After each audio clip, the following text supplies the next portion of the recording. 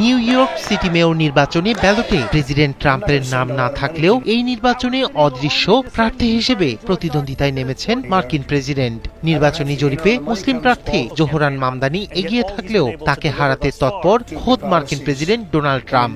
এই ডেমোক্রেটিক প্রার্থী বিজয়ী হলে শহরের ফেডারেল তহবিল বন্ধের হুমকি দিয়েছেন ডোনাল্ড ট্রাম্প। মঙ্গলবারের নির্বাচনকে কেন্দ্র করে এই মন্তব্যে আমেরিকা জুড়ে তৈরি হয় ব্যাপক সমালোচনা। বিশেষজ্ঞদের মতে তরুণ ও অভিবাসী ভোটারদের উপস্থিতি বেশি হলে নিউ ইয়র্ক সিটির রাজনীতিতে ৪ নভেম্বর হতে পারে প্রগতিশীল যুগের সূচনা। এর মধ্য দিয়ে ডেমোক্রেটিক পার্টির ভবিষ্যৎ যেমন নির্ধারণ হবে, তেমনিভাবে এর ফলাফলকে ট্রাম্প ও তার প্রশাসনের ব্যাপারে জনরায় হিসেবে ভাবছেন বিশ্লেষকরা। আমেরিকার নিউ ইয়র্ক সিটির মেয়র পদে মুসলিম প্রার্থী জোহরান মামদানিকে নির্বাচিত না করতে ভোটারদের আহ্বান জানিয়েছেন খোদ মার্কিন প্রেসিডেন্ট ডোনাল্ড ট্রাম্প।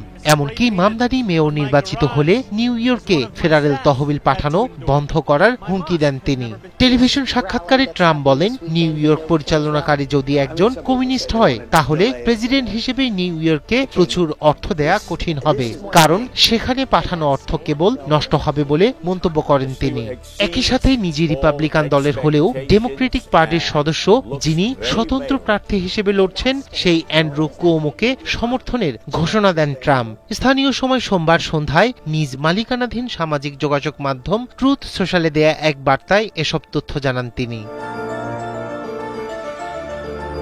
বড় বড় প্রতিষ্ঠান ও রিপাবলিকানরা মামদানির বিরুদ্ধে তীব্র প্রচারণা চালালেও জনমত জরিপে কুওমোর চেয়ে এগিয়ে আছেন এই ডেমোক্রেটিক প্রার্থী।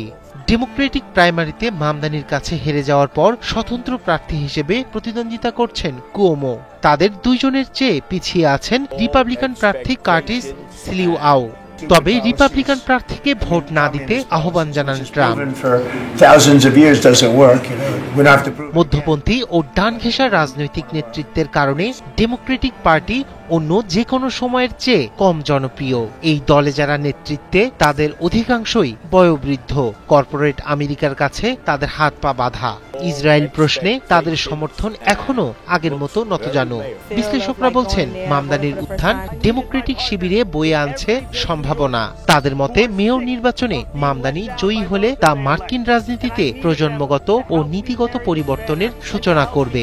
ডেমোক্রেটিক পার্টির রাজনীতিতেও আসবে ভূমিধস পরিবর্তন। রায়হান কবির শুভ্র, ৭১। And some of the most powerful elected leaders across the city and across the state.